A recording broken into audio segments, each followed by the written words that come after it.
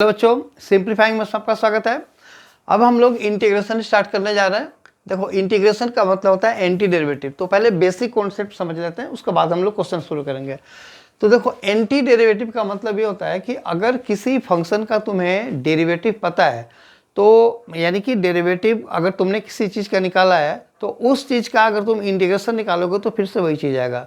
इसलिए हम इसको बोलते हैं एंटी डेरिवेटिव, यानी कि बिल्कुल इसके ना उल्टा चलता है। जैसे मान लो कि हम sin 2x का जब डेरिवेटिव करते हैं तो उसमें x का कोफिशिएंट 2 होता है, तो 2 मल्टीप्लाई हो जाता है ना जब हम चेन रूल से निकालते हैं। तो sin 2x का डेरिवेटिव 2 इंटू कॉस 2x हो जाता है। लेकिन अगर जब तुम इंटीग्रेशन करोगे ना तो जो x का कोफिशिएंट होगा उससे वो डिवाइड होगा। तो जो काम हम लोग डेरिवेटिव में करते हैं उसका उल्टा बिल्कुल इंटीग्रेशन में करते हैं, ठीक है ना। जैसे फॉर एग्जांपल मैंने लिखा है एंटी डेरिवेटिव, तो ये देखो एक्स क्यूब का डेरिवेटिव क्या होता है 3x²। तो इसका मतलब ये हुआ कि जब हम 3x² का डेरिवेटिव निकालेंगे ना, इंटीग्रेशन निकालेंगे, तो वो x³ आएगा। तो देखो, therefore integration of 3x² dx। एक और मैं काम करता हूँ, ये डैश को हटा करके d/dx, ठीक है ना, यानी कि derivative of x³ with respect to x। अब ये मैंने इसलिए लिखा कि देखो इसमें डेरिवेटिव में dx नीचे होता है, नीचे मतलब कि with respect to x represent करता है, लेकिन होता है डिनोमिनेटर में है। लेकिन जब हम इंटीग्रेशन करते हैं तो ये देखो ये ऊपर होता है, न्यूमरेटर में होता है। तो ये भी देखो बिल्कुल हर चीज़ इसका उल्टा होता है, ठीक है।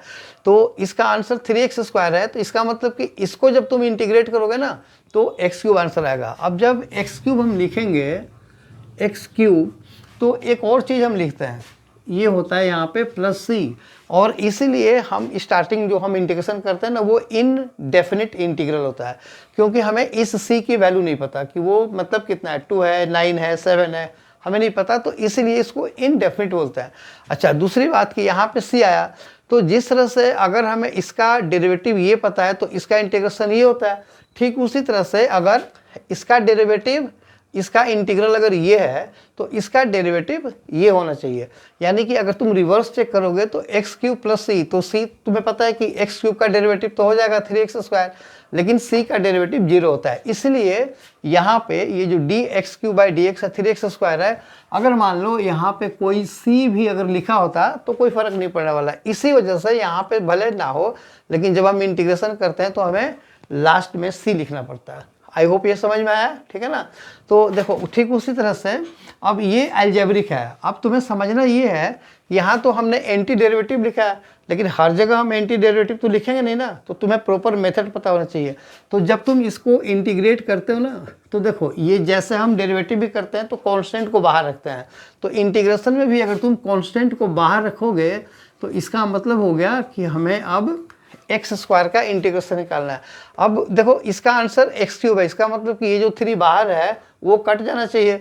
तो एक्चुअली में क्या होता है 3 इंटू यहाँ पे जो ये x³ लिखा हुआ है ना, ये आंसर x³/3 होता है और प्लस c। देखो ये कट गया तो कट करके x³ + c आया।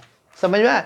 तो मेथड क्या हुआ, मेथड ये हुआ कि जो पावर जो होता है ना, यानी कि जो इसमें फॉर्मूला है therefore integration of x⁴ n, ठीक है ना।